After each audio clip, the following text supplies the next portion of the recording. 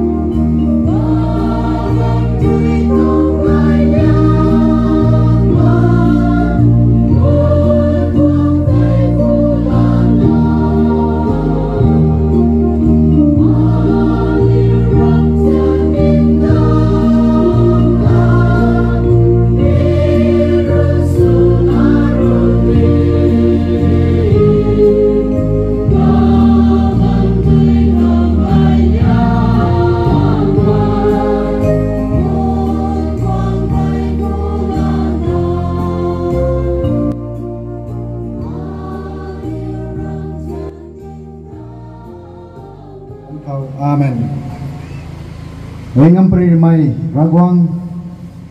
nangta aniu lung sing rei thon kuwei sa kru kuwei nang rei aniu ta zelo mai pan khau rei mi bam khau hai nang rena aniu man sai ka goi nata Longmai Parish Khoupum Khoupum Parish Tamenglong Parish Pinjang Mission Center khoroi Bishnupur khoroi ni Imphal khoroi kabam bai khoroi nang rena mi bam kau hai narana zelo na gangwang lo thai kadai suna aniu roi zian mai Archbishop Dominic Numon kani aniu tang Vicar General Reverend Father Vergis kani Bishop tang Secretary Father Samuel kani bai ban ni Father ke goida kani Sister ke goida ni mai Matthew mai da narana zelo zai lo thai nangta aniu roi thon koi sa koi aniu pui Maryท่านไม่ลิวสังปุยตาสักครั้งสัมเป่าสนะกลุ่มข่าวขังคันนี้มณิพุรเขาซูนแซงขังนายขังอันนี้วรินาใส่ให้ procesion ตะขังกันนะนางเรนาอันนี้ตะกาวางลงนะแรงซึ่งนะแรงลงไม่เข้าให้ไกลเป้านางเรนาอันนี้เตาตานเท้านี้ไม่เข้าเลยคันนี้รวยไม่งั้นนะนางเรยแกโลใจละว้าวนางรวยอันนี้รวยตอนนี้ไม่ต้องไพ่คำ ta thau mai khoroi kani gongdan mai kani ka kai tang namang ngan na ngari za lo kadai na tau sangluan khau ta pani me khau gari sangluan khau ma sai sangluan khau ta pani me gan khau nang re gyang lo zai lo sibai nun goi roi police nun goi roi khani bai ban sai goi volunteer goi lungning dai na kha ni na ba mai ko goi khani to sayam ga mi ti lo ani ma sai ko goi ni ta to so jen ga mi ti lo ai kom na ani pui mary nang roi ni ani ma sai ko goi na kang phai kha lo nang tho na am pau Jesus Krista dang khau na na ba mai ani pura gwang pang khau ba mai pu ye than mai pu ye san ga mi pu ye tu mai pang khau no da san ga mi ani na bung khau ka thai Jesus kai san ga mi hai jang ro na ani khang ho na kha lo mi tong program hai chu soi na ani tan soi na Manipur khau chu jang khang ani kai khon khau ni lungbong mai kai luang khau ani tong district khau chu jang mai Krista gwang na Jesus chu jang mai gwang na dong chu jang mai kai ni lung khau ni kai khon khau ni state khau pung ngang khang kha lo tu nai ani kai pau Jesus Krista pan khau roi pa ba mai nang yuta bam dong lo kan diu ngam pri mai rawang roi ni man sai ka goi ni to sayam lo diu kapu kana ani bo man tan mai zan khau amen. Good morning to all of you. Nice to see all of you here, ready to have this Marian Procession to honor Mother Mary, and in a special manner to pray for our state Manipur, for peace and coexistence. I have the pleasure of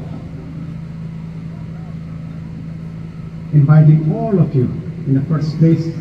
His Grace, Most Reverend Dr. Nungba, for having not only consented but made that consent a reality by being present here and to preside over today's Marian Procession. Now and afterwards, to conduct and lead the adoration and to bless each one of us and bless our state Manipur. Your Grace, thank you for having come all the way. Thank you. I also welcome Reverend Father Burkis, the Vicar General of the Archdiocese of Imphal. Father, thank you for your presence. I also would like to welcome Reverend Father Samuel Delboom, the Secretary to Bishop. Father, welcome. I would like to welcome all our fathers coming from Tamenglong, coming from Khoupum, coming from Nungba, coming from Pinjang, coming from Bishnupur. In the name of the Parish Pastors Council, the catechists, and all the church leaders of our parish, Assumption Parish, Awangkhul. I warmly welcome all the participants, especially coming from far, away from our parish, those parishioners and delegates who have warmly accepted our invitation to join us on this happy occasion, joyful occasion, and a prayerful occasion, especially the parishioners of the Khoupum parishioners, Catholic parishioners, parishioners from Tamenglong, parishioners from Pinjang, parishioners from Bishnupur, parishioners from Nungba. Thank you for coming and joining us. We have also quite many sisters who have come all the way, and I would like to warmly welcome all our sisters who have come here. In particular, I want to welcome in our midst Reverend Father Nicholas, who is the priest in charge of Pinjang Mission Center, who will be our today's one of the speakers. Father, I would like you to stand up so that our people know you in advance. Please. That is Father. Thank you, thank you. I also would like to specially welcome Reverend Sister Cecilia Azeda, who also will be our important speaker today. Sister, could you please stand? Thank you so much. Today we are also very happy that on this important occasion, our All Manipur Catholic Union President, his wishes, and our leaders are here. Oja is in the midst. I would like to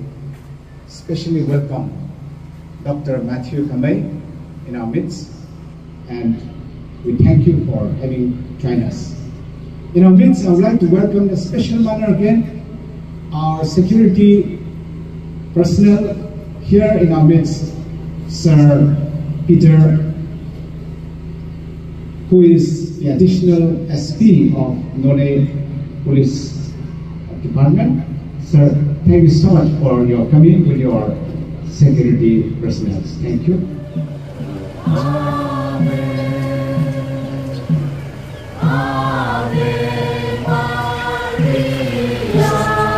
Come on, why don't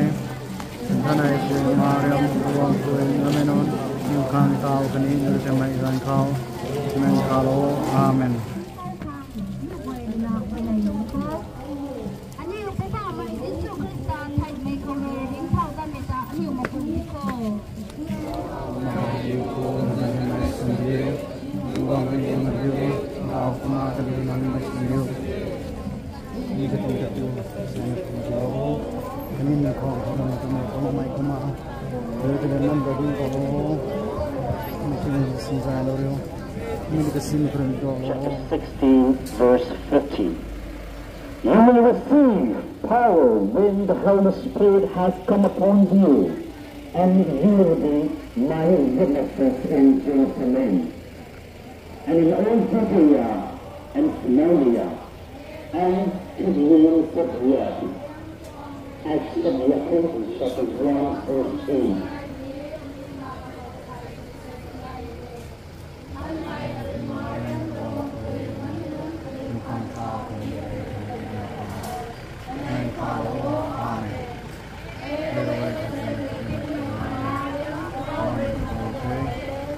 My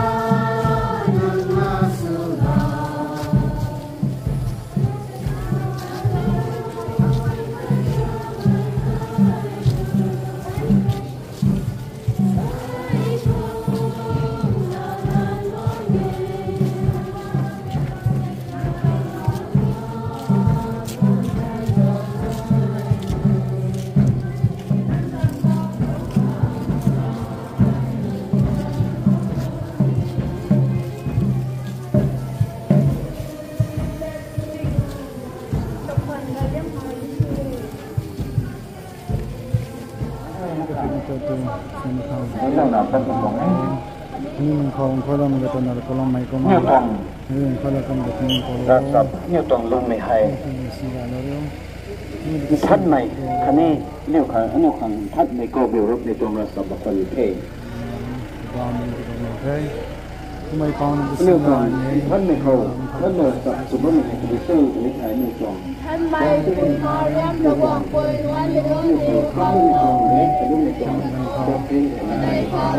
Amen. Tức là thân này đã trở nên đẹp mà nó không có thể vượt gió thân này thân bay quỳ Marian ra quảng quỳ loan để đón nhiều con tàu phần nhiều để mình làm khó nên khó Amen.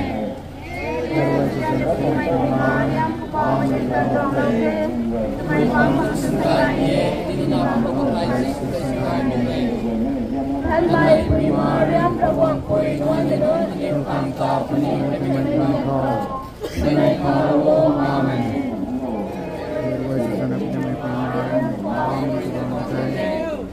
Mày con được sinh ra như làm con cái được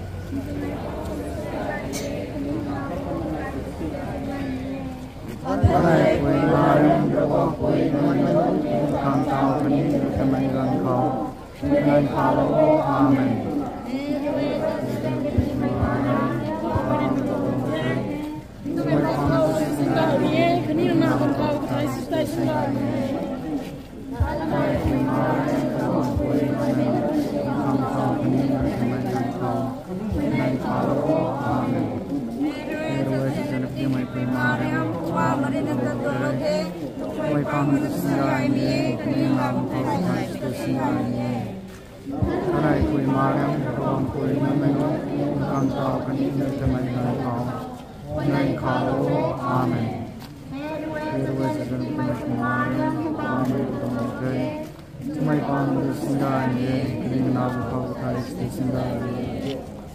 thân bay quỳ Marian ra quảng quỳ loan để đón nhiều con tàu phần nhiều để mình làm khó nên khó Amen. Hãy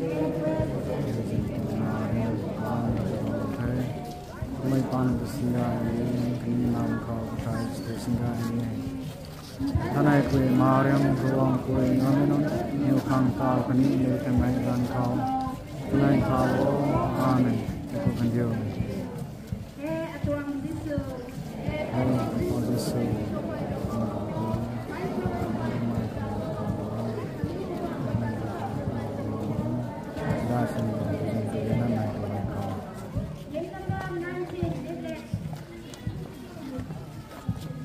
Line cái này tao lâu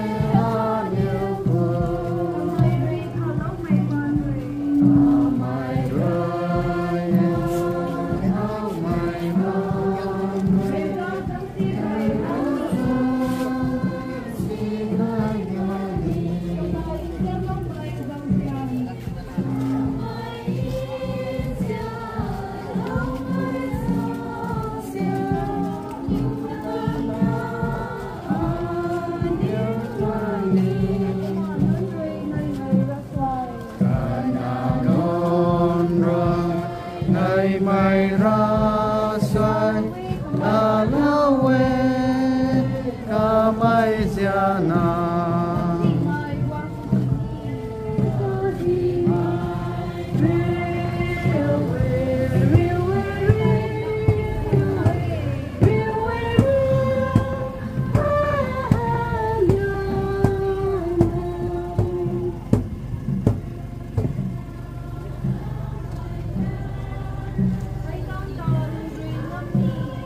Leaflet number 18. Leaflet number 18. Pinri Katuri. 18.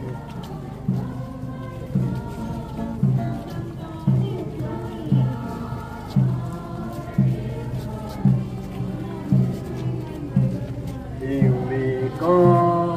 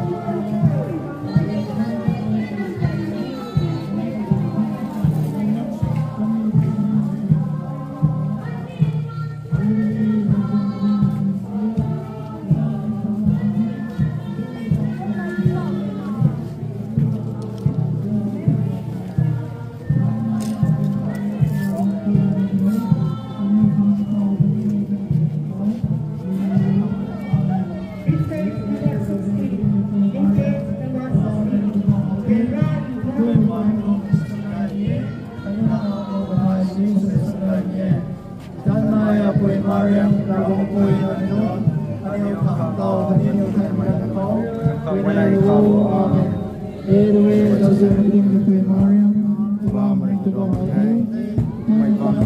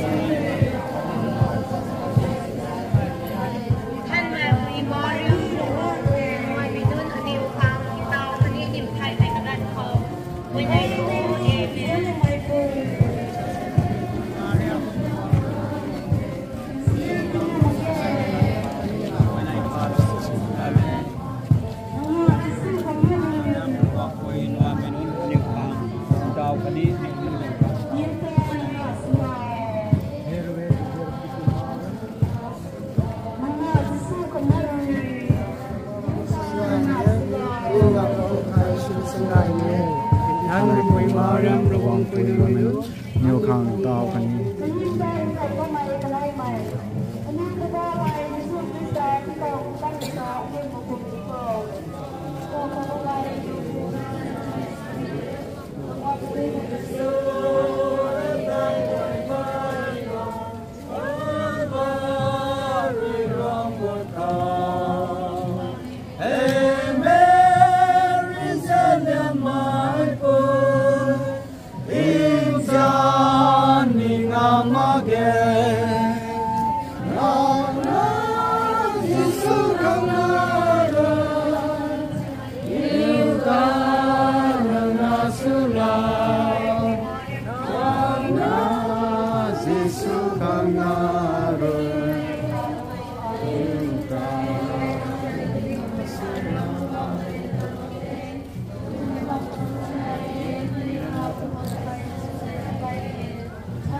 Noney Marian Awangkhul Amen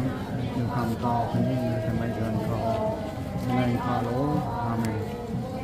Airway sa chen Noney Marian wang ko no ke mai ban the singai ni nam ko kai the singai ni Noney Marian Awangkhul Amen nhiều khang tao kan ni Noney gan kho Noney khalo Amen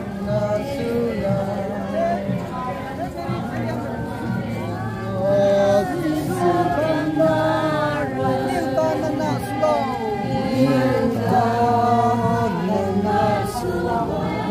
cho kênh Ghiền Mì Gõ để không bỏ lỡ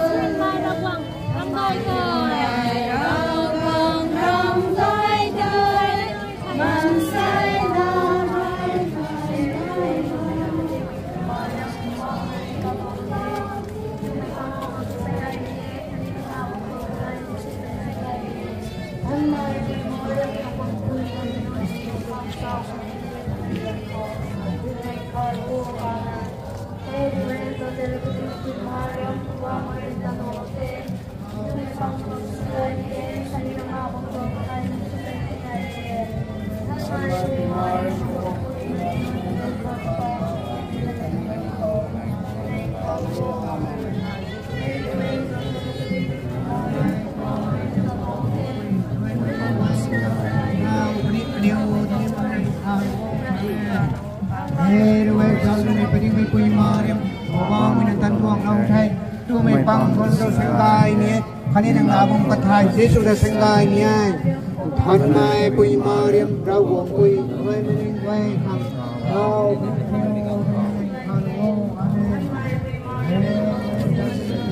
Mariam wa min tu nau thai mai pang tu sengai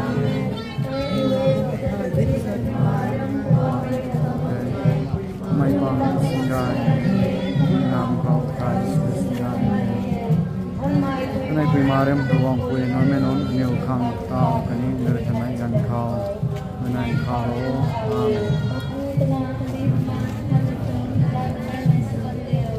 rồi có mà tao này cái này tam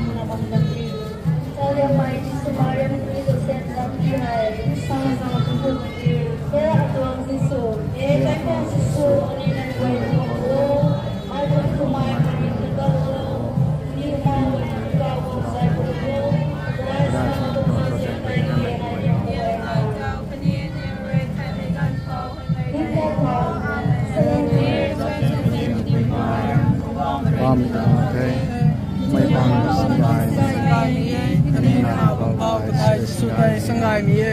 Sangai quỳ Mariam Awang quỳ nói mình nhiều khang trao mình nhiều người thay mẹ gan khao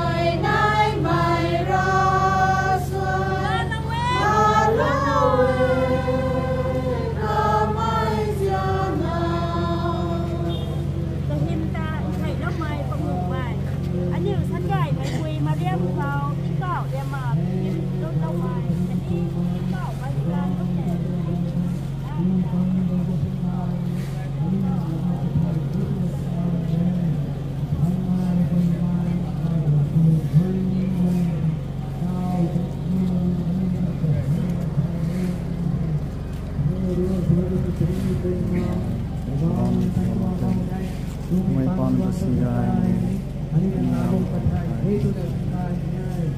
thân mai quy Marian rau gồm quy lên về sau cái yêu cái dân tộc cái thần luôn amen tu cái của mang cái dân câu sinh ra cái này cần điếu ở đây có mà tao ní thấy cái thầu cũng cần điếu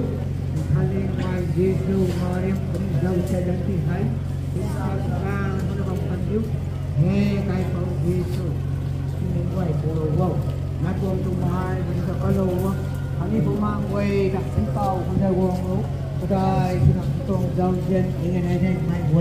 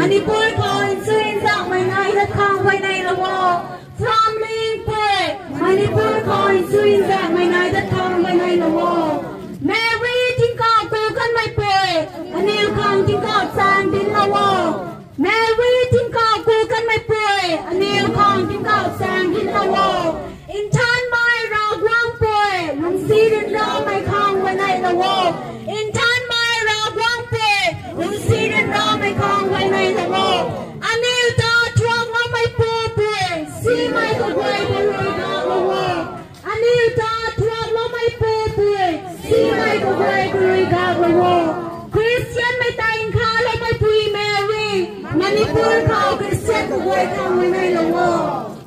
Christian my time call on my pre Mary, Manipur call Christian the way come when I the wall. In Italian my boy, Manipur call but not my recall, take and my way come when I the wall. In Italian my boy, Manipur call but not my recall, take and my way come when I the wall.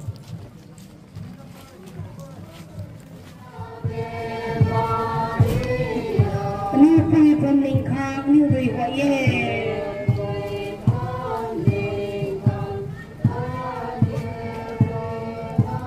New peace of young world.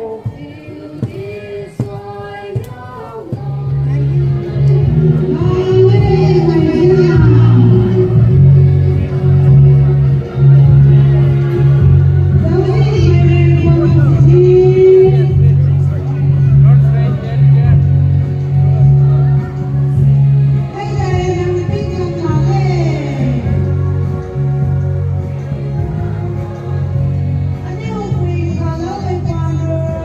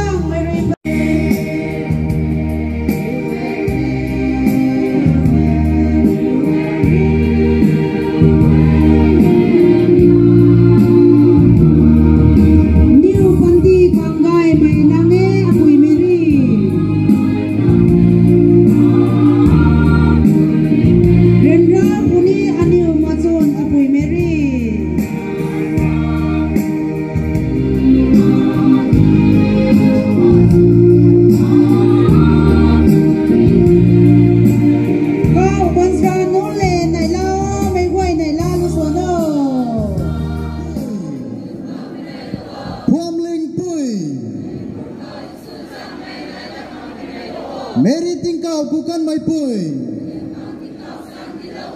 Than mai ragwang pui Ani uta tholau mai pu pui Christian mai tang thalau mai pui Thalang mai pui Greetings to you, Your Grace, Most Reverend Dominic Lumon, the Archbishop of Infal, Reverend Father Varghese, the Vicar General of the Archdiocese of Infal, and also Father T.S. Dominic, the parish priests, the other parish priests, the other fathers, sisters, and the community gathered here. Sakwang lat sunani, sabam natani kagan rauni kumnite. Akum tena inzian mai aram Longmai tong Parish Khoupum mai leaders ka guai PPC ka hok mai kani bai mai tong leaders ka guai kani nam thang Parish bai thang rina gong mai leaders guai le ramagai thai delegates suna asai Marian tong Procession khang gang ka zol otimak na gai kula gei tuna ninglong na kani soyam phang ni na gong mai masai ka guai thiu asai ane guai hai Tamenglong district ramagai Noney district ramagai Luangmai community kau hai asai hai history dailiang mai akhat hai kalam tu aliu pupau ngun reina akai form ling mai masai rawam ti pui zeng roina ping raw na dinda bakang ping ba mai hai asai to ping mai makna dinda lo thai rawang tong sayam hai gai imbu na ping raw mai to nei tim ha lo ngam bam thai thon ku bam kho thon ku ka kalam kai na nai ai kumit ke sai ka dai leng mai to asai ane goi ka hai ping ro mai tuang ma na ra gwang tong soi yam hai ti ndau pa ngam khang tana ti laba mai tuang thongna khang tani thon ku bang kho tana rai me ko ai karit mi tong thai atong topic hai Father T.S. Dominic na message thakai bakau to co-redemptrix tana thala wai sa mai to Mary hai ra gwang pui sulana bumang khom mai tong luan khau ring bam ti mi bam kau hai kamai Jesus Christa le ti sa mai pu ye ta mai tong luan kau hi lo wai comedy ka sai program hi lo da big gang to samra ra de ke la keng tin bai mai lo wai role of Mary in the salvation history ring bam tong seng luan khau ni pui Mary hai ta bui chiak khau ani da kha lo so ta mai tong luan kau hi lo da rai sam the ta na la long an na ai sam da la mai hi lo da sa pa ni thai Kala lo tuan si program si how mai wari na father la sado yode na pum sam sao ta na sa kanai pum sam sa lo puni dei tiki sam da lo wela ta sa lo puni dei asai ani guai zen mai gamom gai masai guai chiu procession ta thau rak kharoina khau gwang da ngan na bambai ga gan khawai khau gwang tang rak pi ga gan khaw blessed sacrament Jesus Christa kapum khani ka zai how mai tuang bam ko ani goi ti gong lo da thai ta tha pi ka gan khau Jesus Christa zai ka ta thau la na apui Mary lena ta duang lo nga na asai ani goi deng ko ani goi Jesus Christa deng ko ani ta duang buang lo wai ko mana so ko mai ni tat pi ka gan ko hai apui Mary tati hai hoinai launa hoinai kha lo wo tu hoinai ngan na asai loi silo pe gan ko Jesus den ko gang loi silo wai hai tabui so sa pe gan ko ani ring bam pu pe gan ko hai ni Mary rina ani goi tati hai duang lo sui bam pu ai thai kamai Jesus Christa ko duang lo puni ani goi tati hai bai meram duang lo tu ma gai kamai duang lo ni mai hai ani goi Jesus Christa ko duang lo puni ai mai ta sai tong topic hai kom ai Bible tong tina palo rai pun thai Luke chapter 1 ani goi thai ba machine te 30 ko palo pune khau tai bansra tai ri ka khau sa thai ping riu Mary ra gwang rei nang ta za in zelo thai zalo nang pum in rit na impau gan khat pon puni kuma nang re ka zan Jesu ka puni kamai hai dai puni kuma kata ka liang mai na impau ka puni kani po bo mai ra gwang re ka pu David gwam bang bang khang ti puni kuma kamai Jacob kai khau ting sang gwang tu bang puni ka gwang di ka ngan na da la khai sai Pingriu Mary Bansra Gabriel kaina Mary of kaina nang hai sangai me pui thai kalam tun nang khau hai ragwang rina zawzelo be pai kroina nang na pau nai prite kazan jisu da kau prite hai kuma kamai hai ragwang na thai ping that rito sa kana mai hai ragwang pui suri mai azu nai bam no wai ani ragwang pui sulo ni oi tike sutau ngam makai English side single privilege sangai dai mai akana masai bai mai kang sukti ti bang mai tong sangai dai mai hai apui Mary go tilo pune kumpi jam kana kin azu rena adati hai sangai mai pui tna sapuri sa mai kuma asai ti kong sing hai ta bam sini asai tau kin phau hai Mary ti hai kin ya sangai mai pui tna ka ba mai thai khamai dai kin azu roi ram ma ke ki zati bai bai mai goi re ken da tong thai mai sai goi rena sangai mai pui ye tna din bam ni mai hai ani goi Catholic man rena din bam ni tong ram ma gai tiki mar sai goi rena din ni mai tong thau thai ko mai ki din tang ngam mai ni azu nai bam thai ai ko ma ai taw sa kalon thai Catholic Church ko hai doctrines to my hai na ye dogmas to my hai na ye doctrines sa me ka ba to sam lo mai church rena in sam lo mai the dogmas ne to bui so sai in sam lo mai hai to bui ko sam lo so sai te ra gwang rena Bible ko tham ba ka Bible me ko rena ra gwang rena ti how lo na ti thai lo na in da pa lo na revelation reveal ti in da pa lo na thai tan chiak na mai hai lum ma ka thai nang Christian ma khasna lum bam thang kalam ma khet na ka pa lo mai ta dogma to sai dike doctrines na to dogma ram ba ke doctrines na to akai na gai the na solomon the doctrines na sa the asai ani go ka solomon ke to bui so sai tai Mary hai co redemptrix sa mai to Mary hai ring bam thu bi ga ga ring bam seng wan go hai ka mai hai gu lo duang mai po ye na sa mai bam thai Mary hai ani go bum hang na ti hai gu lo duang mai po ye sai Mary hai gu lo mai po dai so than ko Mary hai gu lo mai po dai sa da wo gu lo mai po dai ha kuni kuna ma sa gu lo mai pu poi gu lo mai pu pu ye hai ke kamai gu lo ngam mai to ngam nai de ka khau hai nai ni mak sa nai ye lu mai rao ta ne nap da ta ne da mu sa gu lo mai to ngam nai ni mak sa to mai to lam ne sai din ni mai he de Mary hai gu lo mai pui the gu lo mai to ngam nai so nai bam no wai mak so mak bam no wai mai to lam ka thai ko Jesus Christ hai gu lo mai pu the kamai hai kana kapura guang tong lat piu na imba ngok kai lo na kamai 100% phai khat tong dam ga wai phai khat thoi kamai imba ta gu lo ngam mai pu the kamai re na gu lo sek mai mak na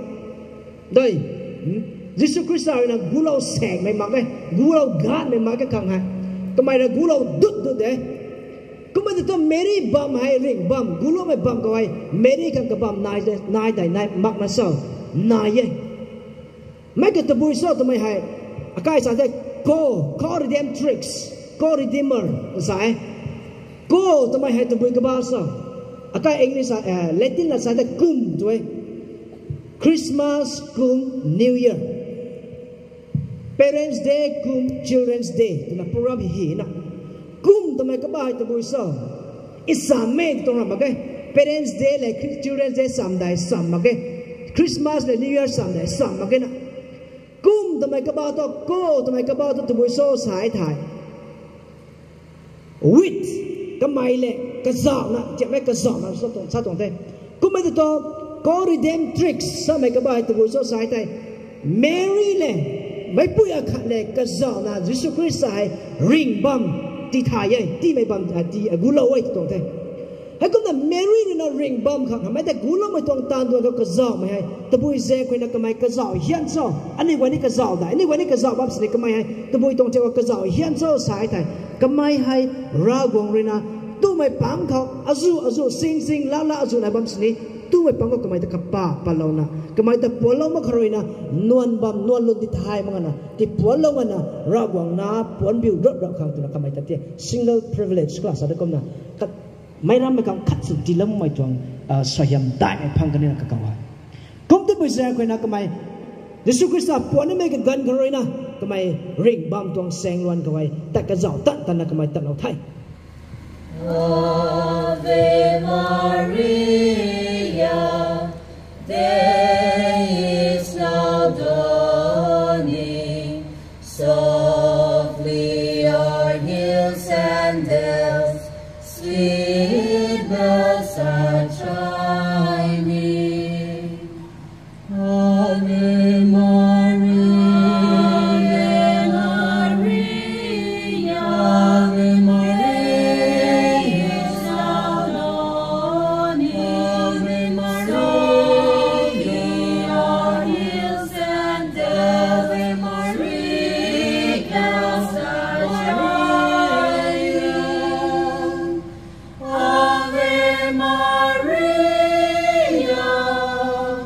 Ave Maria.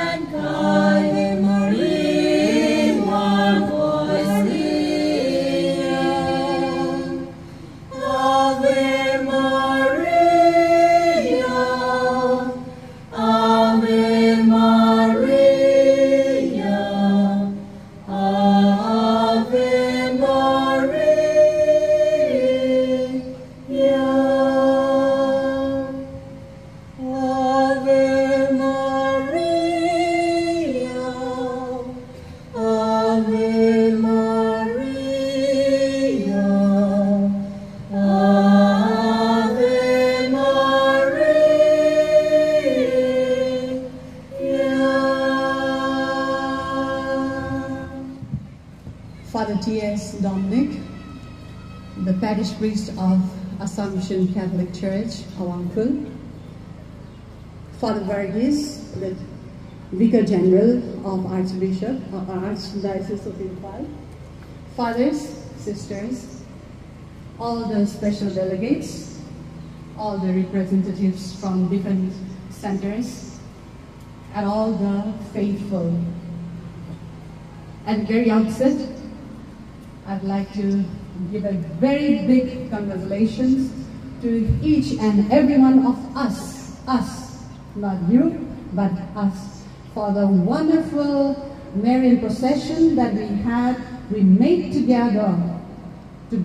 with our Mother Mary.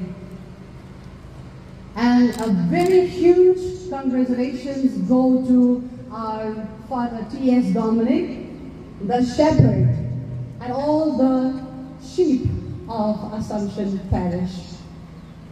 And with your permission, and I'll switch on to my dialect to speak on the theme given to me. Jen my Christian and Nungba I ran say a new procession Khoupum ba me gan khatai. I angak my kani midwi kai mai zapare. Kalam tho apoi Mary tum procession khawai. Kamai de tan duk ma me de me ta khaw alung khaw hey la taw me tum nai masai boy na ro kama tat na rai na kama ta ba mai kamai tai rosary shwai na ta ba mai kamai te slogan ka na ta ba mai happy boy na ta iron jaw law na apoi Mary adi kam na ka kamai na la bam ban sto to me to alung khaw pa re nai la bam sang e je minan goi lai na ni rina nani to sian dui hizo nani ting ka ne nani gan ni kam ting ka ne kama nani ให้ได้กำมาขัดนินราศีนะให้ผู้บัมเขาที่ให้มาที่มาปุ่งพาเราดึกขังตอนนั้นนี่เราตายงงไม่ให้มิสว่าข้าจะตายในตรงไงคุณมิโซติกีเราบอกอันจะเรียนได้นั่นนี่เขาที่ไกลเราเนี่ยอาปุยแมรี่ตรงสวยเฮียมตรงนี้แต่อันนี้นั่นนี่ไม่ไหวนะเขาไกลเราไม่สุดยอดตอนนั้นนั่นนี่เขาสารพิตรงไงไงเท่ใส่อาเขาที่เราเนี่ยบ้าไม่ตรงท็อปิกให้ Virgin Mary the model of Christian faith ให้ยูทอไอ้ละหันปัดเรติทอคริสเตียนไม่รำลุ่มเขาไล่ใจนุไม่ไล่ก็ลอยนุไม่ตัวไม่ต้องไล่ก็ไล่นุไม่ลิวซี sorry ลิวจังแมรี่ตัวไม่ก็บ้าเทเขาดูมั่งไงไม่ไหวให้คริสเตียนมารานาที่นี่คืออะไรนี่ไงเทแคทอลิกมารานานี่ท่านเคยไอ้ให้ก็ไม่ได้ท่านหลักนี่ได้เด้กองมันไม่ไหวทั้งนี้แต่ไอ้นั่นนี่แต่ได้นะทุนคุยคริสเตียนไม่ตัวไม่คิวเข้าโซ่คริสเตียนไม่ตัวไม่คิวตัวบิโซ่ตัวไทยนั่นนี่ดาวน์มันไอ้ตัวนี้คริสเตียนไม่ตัวไม่คิวตัวบิโซ่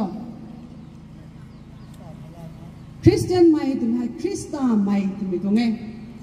คริสตาตัวลุ่มเอาไม่ตัวมันใช่ไทยคริสเตียนไม่ตัวไม่แก่ไว้ดาวให้อันนี้จะเจ้าพอคริสเตียนไม่ตัวไม่คริสเตียนมายิสุคริสตาตัวเจียบไม่ตัวไม่ตัวไงอันแต่ละขันนักขันเจ้านี่เองอันนี้คริสเตียนไม่ตัวเองตัวอันนี้คริสตาตัวลุยนั่นลงไปตายคริสตาให้ทำไมกันอีกเขาว่าไม่กันเขา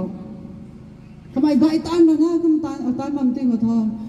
ทำไมเรนาตัดหน้าเขาอัตวงปริงที่โน่ตัวน่ะทำไมเรนาก็ควรตั้งไงก็ไม่โซ่ตะกี้ทำไมตลอดไม่บังเขามันใช้ไว้ในระบบน่ะกับปริงกิ้งเขาช่วยก็ไม่แต่ก็มาอภิเมรีให้นี่ยิสุคริสต์ตัวเสบาไรเลี้ยงไม่สนะก็ไม่สละเว้กลำท้อก็ไม่ที่ให้เทลิ้วจังอาคัตสนะก็แต่ที่ให้เรียนแล้วไม่ลิ้วจังอาคัตสนะก็แต่ปักกระดาเราไปที่ไปแจ้งอะไรอภิยิสุคริสต์นะแต่พวกเรายิสุคริสต์แต่พวกเราไม่ตัวไงอันนี้ลัทธินี่ไม่เกี่ยวนั่นนี่กินใจว่าเด้ John 13:35เขาตาก็เจียบไม่ยิสุเจียบไม่ตัวที่เขาโซ่ตัวไม่ตัวไหนยิสุเจียบไม่ตัวมีลำก็ฮิลาเวนั่งนิวไรอาคาคาตาเจียนไม่นายตัวเอติทอไม่ก็เรื่องนั่งนิวแต่เขาเหล่านาอันเฮตัยยิสุเจียบไม่เทตัวมีไทยปะเนี่ยตัวนักไม่ก็ไม่ชาลาเวแต่เขาคริสเตียนไม่ก็นั่งดุงบางไงไม่คริสเตียนไม่ได้ตัวนักก็ไม่ใช่ก็ไม่เกี่ยวนั่งนิวใครเลียกไตคันนี้นั่งนิวลงที่ให้เจ้าเรานะไม่บ่ายเมรนะโอ้ไม่ให้มันคริสเตียนไม่สั่งในแค่นี้เจ้าเจนตาหรือปฏิกในแค่นี้ตัวน่ะนั่งนิวลำเขาสอบบังไงบ่สอบบังไงบ่ถ่ายเหมือนกันนี่ก็ไม่ได้คริสเตียนไม่ลุงเขาก็ไม่ทุลุงบางหนึ่งเทกระไทยลอยลอยเราเนี่ยไว้ตวงหนึ่งเทอันนี้เรากระไทยที่หลักทำไมคริสเตียนไม่สนับบ้าไม่ที่หาเนี่ยลอยลอยแต่ถ้าอันนี้คริสเตียนไม่ซุ่มไม่มาพุ่งพาไม่ถึงกันนายปนเน่ตัวไม่ตวงแต่อันนี้เขาอันนี้แต่ชาวบ้านไงมาไงไทยก็มาไงไทยอันนี้ไทยลอยเราเนี่ยไม่นายมาไงมาไงตัวที่ทออันนี้เราคริสเตียนไม่ตัวใครเรียกเขาลุงดาวงามที่มังเร่ตัวไม่ได้อันนี้เราไทยเขาก็ไม่โจตะกี้คริสเตียนไม่มาพุ่งพาเลี้ยงลุงเล่าไม่ตัวไม่ให้อภิเมรีตัวไม่เทอภิเมรีกี่เท่าทางก็หูน้องเริงเป้าเรียนแล้วไม่ลืมสั่งกี่เวอันนี้ยิสุคริสต์แต่ใช้เรียนแล้วไม่บุแล้วไม่พูดเวก็ไม่โจตะกี้กับปุยกับหักตอนนี้เรียนแล้วไม่ปุยเดอันนี้เหตุไทยมั่งไม่ต้องการนายบ่มด้วยก็ไม่โอเคเรียนแล้วไม่ต้องมีก็ต้องมีเขาพักบ่ Isaiah chapter 7 verse 14เขาน่า Emmanuel ลิวจังไรพวกนี้ไม่ลำเขาฮิลาเวก็ Genesis 3:15เขาตัวนี้ไซตานคันนี้ปั๊บงำแต่งำเรานี่ไม่ตูไม่ลำเขาฮิลาเวมีให้อภิเมรีเทลิวจังตัวมีคิวอภิเมรีแต่เทมีให้สักขีอาคัดใน New Testament เขา Matthew chapter 1 verse 23เขาก็มาปาพังของเม ไม่กว่านักเก่งจำเราเขาเจ้าโลลิวจังกันขาดเรกระผมริดละนะกตากันอ่านเป่ากันขัดพวนพุนีกุมนะกตาอิมานูเอลตุนักาวพุนีไอซายาเรนีเจเนซิสเรนีแมทธิวเรนีสาบไม่ลิวจังทำไมไม่เกี่ยวทออันนี้ปุยเรียนแล้วไม่ลิวจังอันนี้ปุยแมรี่ไฮเทเรียนแล้วไม่กันดีแต่กุลานี่ไม่ปูอิมานูเอลตัวไม่ให้เรียนแล้วไม่ลิวจังไรปูเราไม่ตัวไง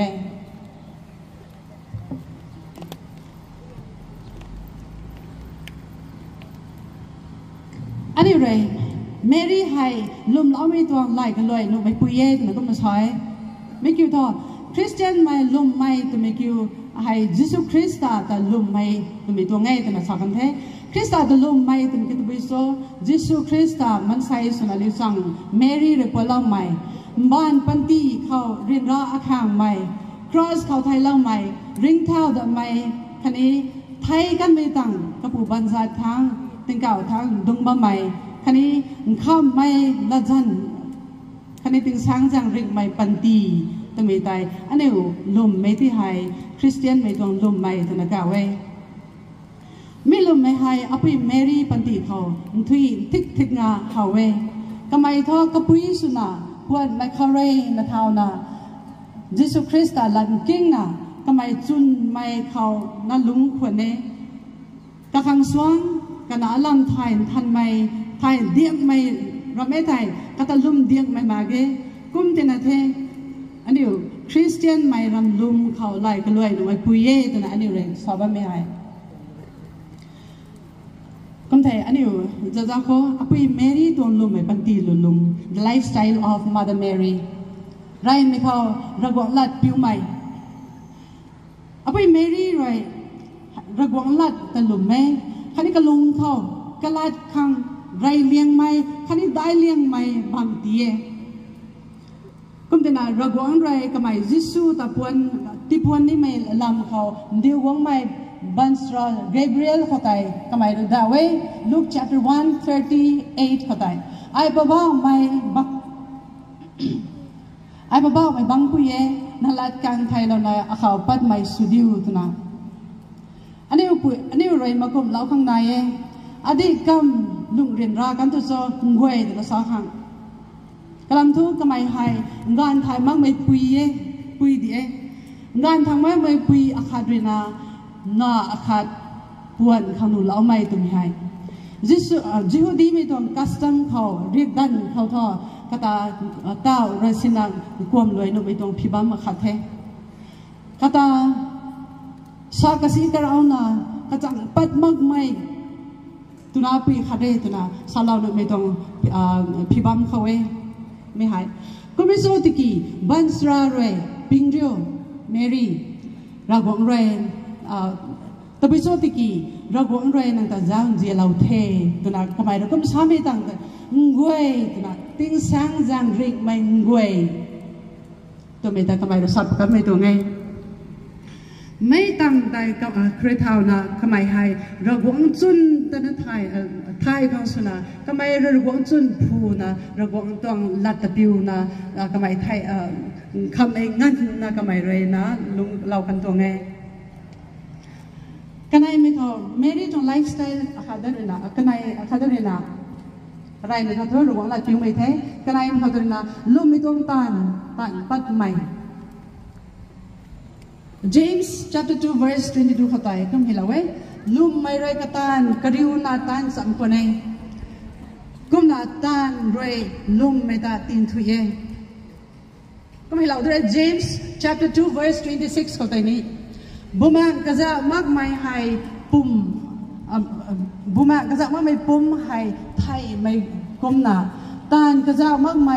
ลุมไม่ไต่ไทยไม่แย่นักคำใช้ลุมไม่ใช่ท่านั่งนิ้วลุมไม่ใช่ท่าตานสมตานปนี้เป็นตัวไงนั่งนิ้วตัวนี้อันนิ้วไอ้นี้นั่งนิ้วแทนไม่เว้ยนี่แต่เด็กเขาต้องมาไงไม่นั้นเว้ยปังเขาถ่ายมันก็ไอ้เรา judge ชุมตัวเราไงก็ไม่สนตะกี้ Sunday Christian ตัวมันไล่ตัวนี้ Sunday Christian ทำไมเขาดุงมาไม่ไล่ตัวนี้ท ถ่ายมาเลยบางมาคนนี้ด้วยเขาโทษที่มีกลุ่ม running ตันแต่ละบ้านมีจานร้านนักของได้ก็ไม่โจทย์ที่ก็ไม่นายบางคนให้แต่จนทราบไปตรงนี้ Sunday Christian ไหม Easter Christian ไหมคันนี้ Christmas Christian ไหมนั่งนิ้วเข้าให้ดุมบางคนให้ได้ท่อกิ้งซีน่ะตั้งกิ้งเราเนี่ยนั่งลมไม่เทยิสุคริสต์แต่ลมไม่เทนักตานปั๊มไม่ได้สอดเด้นั่งให้ไทยไม่เลยขัดนั่นเด้ก็ไม่ใช่ครับอันนี้อันแต่วงบางไงมีนั้นปังเขาให้อันนี้คริสเตียนไม่ลมไม่ขัดเร่ตัวน่ะอันนี้เรตันเขาสนับสนุนปั๊มมาเกยติดต่ออันนี้คริสเตียนไม่รำมาเกยแต่อันนี้เรใช้ไทยของตะเกียนายแต่เจ้าเดียวเมรี่ให้จริงติงกุมจริงนายมาทั้งแต่ไม่ลุงเราควรไหมก็ไม่เจ้าตะกี้ดาวงานแคทอลิกไม่คริสเตียนไม่คันนี้บายไม่ไม่ใช่กันนี้มันใช่เวรีนะเราวงปีเทศนะก็จะจะควงจำเบาสุนัขก็จะสักรูกุนะก็จะที่ให้ดาวงานนะบัมบัมไม่ก็ไม่ได้ตุกวิสุดนะนั่งเลยอะค่ะไอเขียนหน้าไม่ตุบุยให้คือทอเมรี่ให้เราวงตัวลัดปิวเลยนะก็ไม่ให้ลุ่มเลยนะลุ่มมีตานแต่ตานไปที่วิจารณ์ใครอันเต้าให้กระตันลอยๆงำนู่ไม่มันใส่ขัดสุนัขบ้าไม่ตัวไง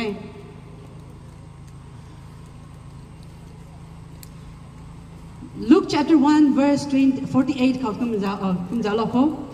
ก็มาจะเล่าอันเต้าเรย์อันเต้าใครเท่านะไม่กินกระปุ่มมาเรย์อัตราสังไงไม่เก่าปุ่นีตัวนั้นก็ไม่กระหักระกำสารก็ไม่ตัวไงกลำทั่วก็ไม่ให้ระวงปีที่มีจังใครระวงเรย์ก็ตัดสันไกไม่ที่สุดเราที่มีจังใครบุมังท่านไม่เรย์ลำรวยลำไม่เจ้าเจียนตันคันนี้จีไม่ตันได้ก็ไม่ได้ตันแต่นับบัมที่มีจังใครอภัยเมรี่ตัวเจ้าเจียนตันสักกระดานสามข้อ example สุนัขข้ออาคารไม่เข้าบุมังท่านไม่รวยปฏิกไม่เมรี่รวยกระไปเอลิซาเบธที่ให้นับพงเทตุนักก็ไม่บันสราแกเบรียลรวยก็เขาสารมีการเข้าใจก็ไม่เรน่าก็ตามข้าโลตัวนักก็ท่านเว้ก็ไม่โซ่ที่ก็ไม่ก็ตุ้มก็ไม่เรน่าตัดละนะบุตุมดาวก็ตามข้าโลเวมีแต่ Luke chapter 1 verse 39 onwards เข้าตัวท่าอันนี้เข้าบุนีกันไอ้มาคาริน่า example กันไอ้มาคาริกันน่าเขาหน้าสวยไม่กันก็ได้เจ้าบิวมาแค่ตัวไม่ได้เขาแล้วไม่กันเขาก็ไม่เรน่าน้าเป่าไก่ไก่ที่มิจักมาขังมิจักไม่เข้าไก่แล้วมาขังก็ไม่เรน่ายิสุเขาลุ่มไม่เลยก็เจ้านะก็เขาเป่าละเว้ก็ที่ไม่กันก็ให้น้องที่ไม่ก็หักแต่ยิสุคริสต์ตัว miracle สิ่งไม่ต้องดาวไม่ต้องตรงตันแต่ก็ไม่ตายแล้วก็ไม่ตรงไง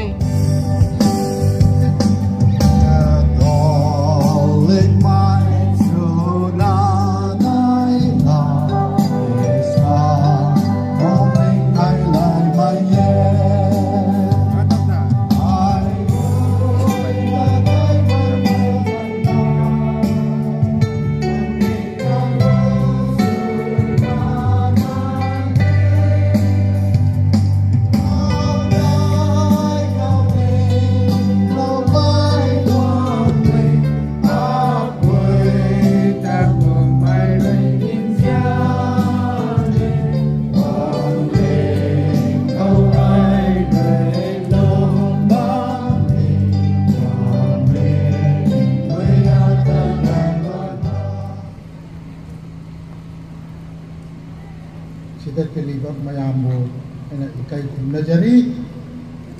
Father Nicholas, Sister Cecilia, Mabanina, Imam Mary, Ikai Kumnagadabani, Ibadi Matanga, Kupna, Sandopika, Hainangai at a late, Adumanaku, I have not so,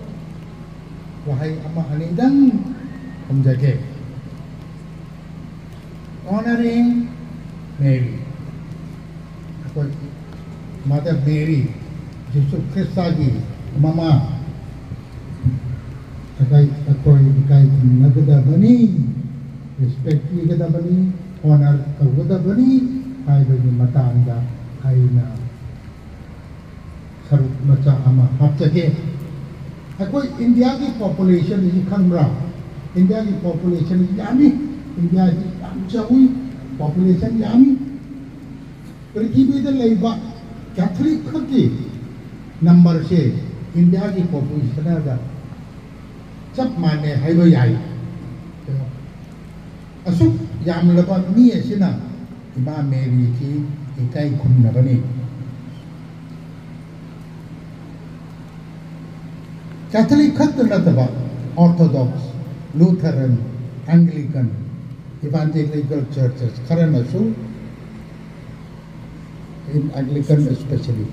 Mary si ikai khunne Mary ase Mary ki ming thor lauraga institution asi maming tholi Saint Mary's Church Saint Mary's Convent sumaina Anglican sing na su tholi karigi Isor masa magna Mary ase ma tabang pan asida Yesu Krista ko kanbi ba mapu asi pok na bagi mahak na khandok pani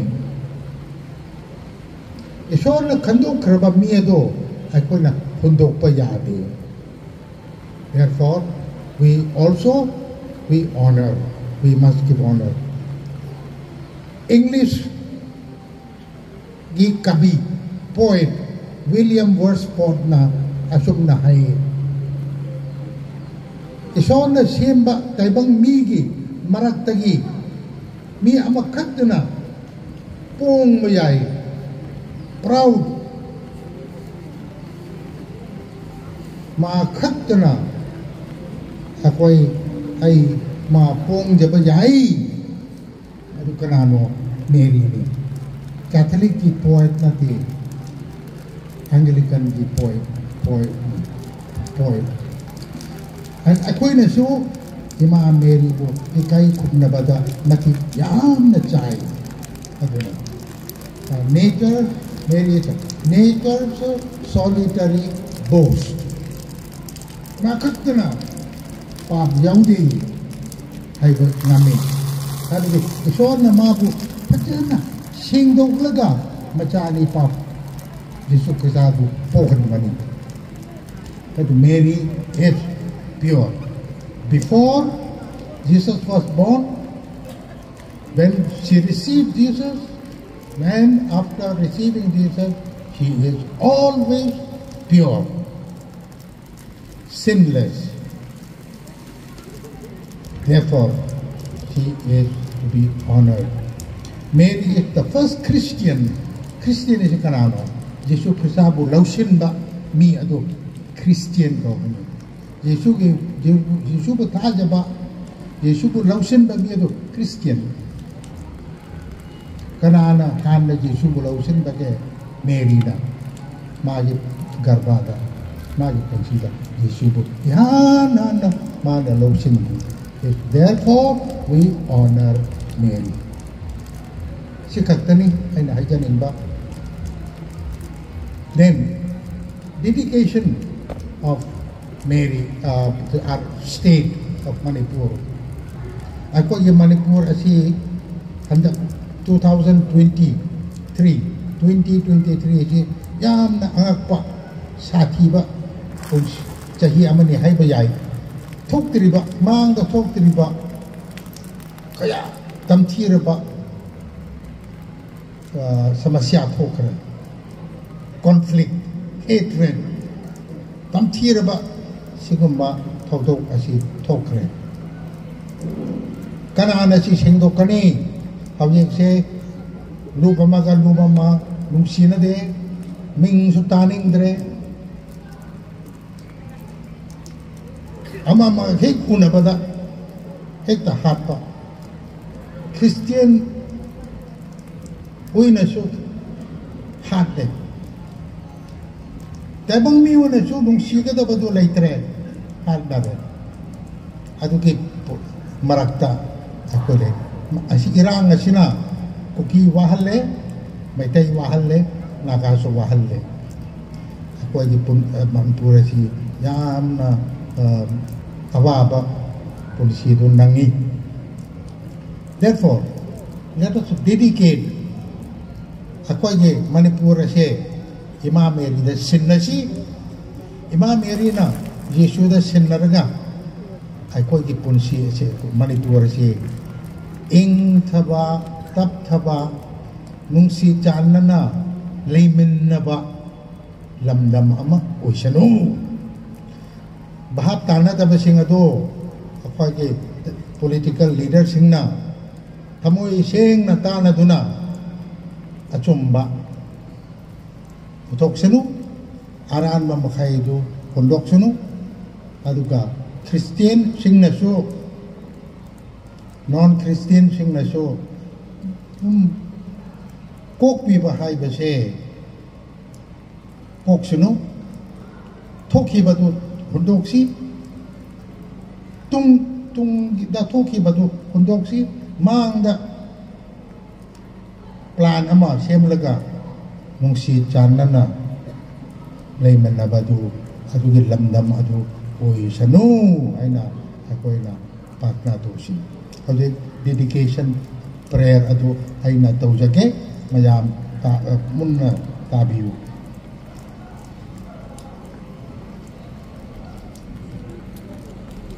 pena thoding lai kamo meri khokat do mitong rasoi thai kalau punya thai kalau lo punya thai mai bana bang bang kai kalau lo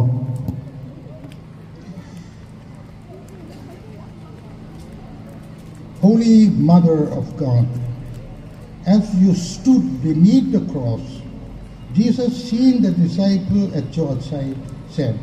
"Behold your son." In this way, he entrusted each one of us to you. To the disciple and to each of us, he said, "Behold your mother, Mother Mary. We now desire to welcome you into our lives and our history. At this hour, a weary and distraught humanity stands with you beneath the cross, needing to entrust itself to you and through you to consecrate itself to Christ. The people of the state of Manipur, and especially the Catholics, who venerate you with great love, now turn to you, even as your heart beats with compassion for them and for all those people decimated by conflict, war, hunger, injustice, and poverty. Therefore, Mother of God, our Mother, to your immaculate heart we solemnly entrust and consecrate ourselves, the Church, and all humanity, especially the state of Manipur. Accept this act that we carry out with confidence and love. Grant that war may end, peace spread throughout the world and in Manipur. The fiat that arose from your heart open the doors of history to the Prince of Peace. We trust that through your heart, peace will dawn once more. To you we consecrate the future of human family and our state of Manipur, the needs, expectations of every people, the anxieties and the hopes of the world. Through your intercession, may God's mercy be poured out on the earth and the gentle rhythm of peace return to mark our days. Our Lady of the Fiat, on whom the Holy Spirit descended, restore among us the harmony that comes from God. May you, our living fountain of hope, water the dryness of our hearts. In your womb, Jesus took flesh. Help us to foster the growth of communion. You once trod the streets of our world. Lead us now on the path of peace, harmony, and coexistence. We make our prayer through Christ our Lord. Amen.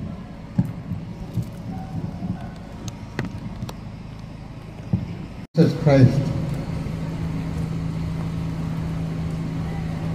Kiliba Mayambo and Ikai Najari, Father Nicholas, Sister Cecilia, Mabanina, Imam Mary, Ikai Kumnagadabani, Ibadi Matanga, Kupna, Sandopika. Hay ngay ở đây lấy chết ở đúng không là mặc phụ ai hát là số và hay ama anh đang không giải kể honoring Mary Mother Mary Jesus Christ gì mama akai kita bani respect kita bani honor kita bani hai bagi matanda hai na saruk macha ama hapchake akoi India ki population is khamra India ki population is yami India is chawi population yami prithvi de leiba Catholic khaki number se India ki population da chap mane hai ba yai asuk yam la ba ni asina Imam Mary ki ikai Khumnabani. Catholic Khattanataba, Orthodox, Lutheran, Anglican, Evangelical churches, Karanasu, in Anglican especially, Mary si ikai Khumnabani. Mary say, Mary ki mingthor lauraga. Institution asi maming tholi Saint Mary's Church, Saint Mary's Convent, sumaina Anglican sing na su tholi. Karigi isor masa magna Mary ase ma tabang pan asida Yesu Krista ko kanbi mamapu asi pog na bagi mahak na khandok pani. Ishor na khandok kharba miado akoi na hundok pa yadi. Therefore, we honor, we must give honor. English gi kabi poet William Wordsworth na asum na hai. Ishor na simba taibang migi maraktagi mi amakat na pong mayay. Proud ma khatna akoi ai ma pong jaba jai adu kanano Mary ni Catholic ki poet nati Anglican ki poet and akoi na so Imam Mary ko ikai Khumnabada mati yam na chai adu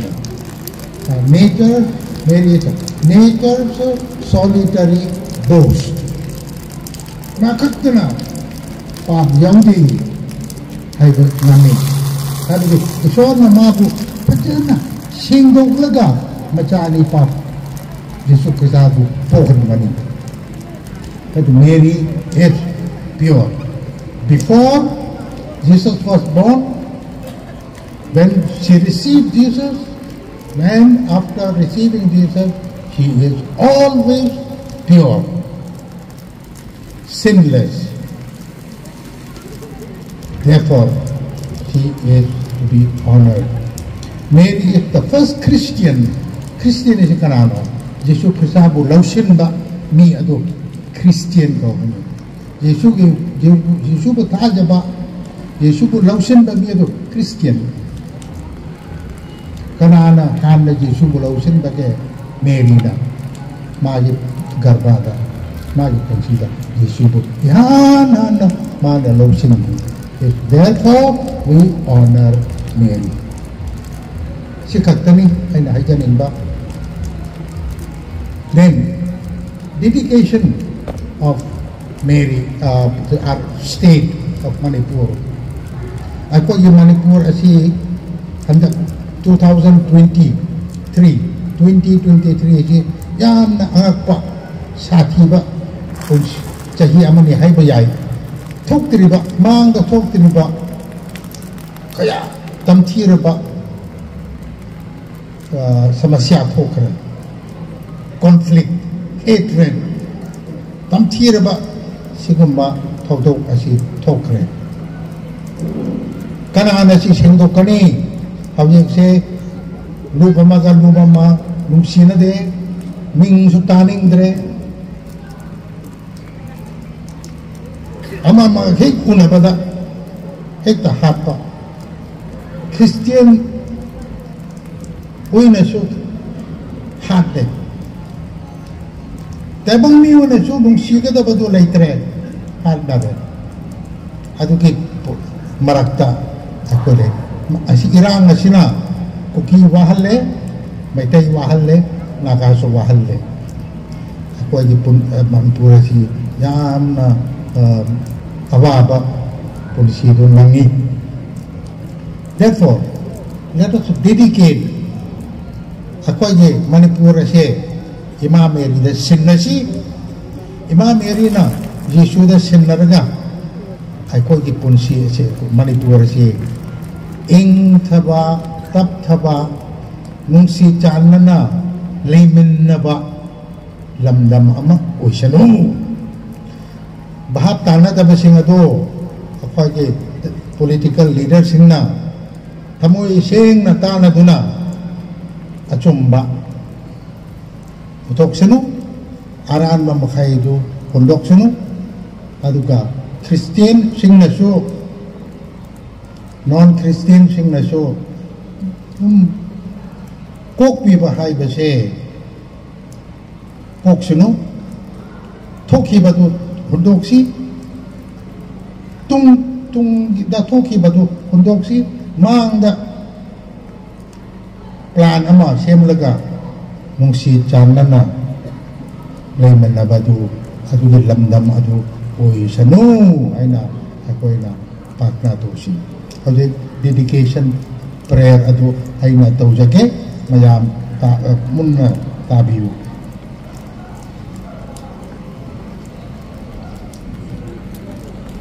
Kana thoding lai komo meri khokat ko metong rasoi thai kalau pene thai kulum lo pene thai me bana komang bang ke kulum lo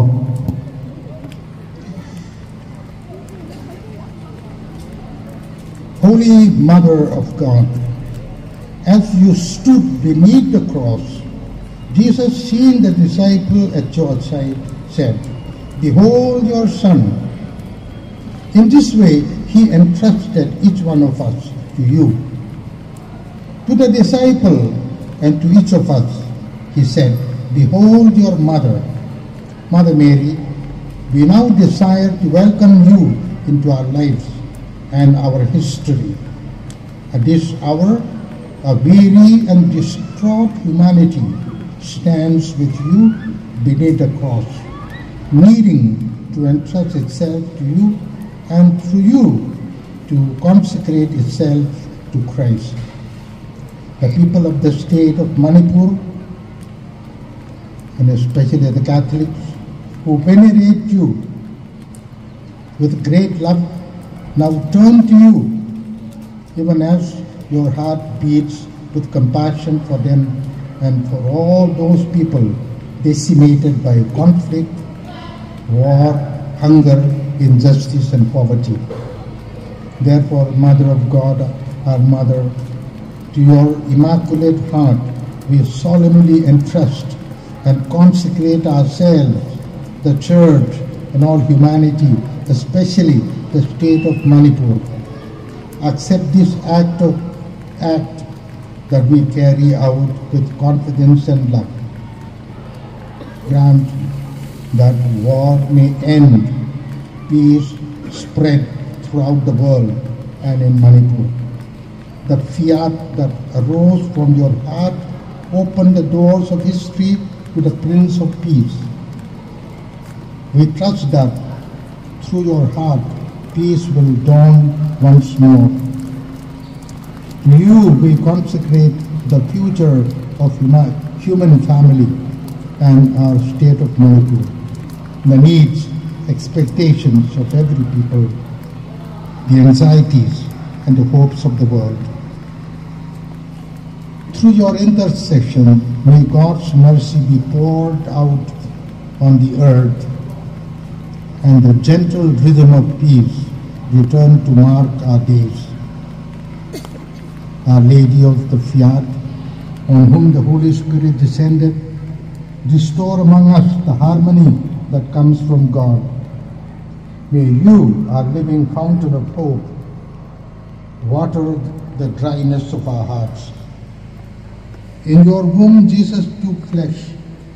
Help us to foster the growth of communion. You once trod the streets of our world. Lead us now on the path of peace, harmony, and coexistence. We make our prayer through Christ our Lord. Amen.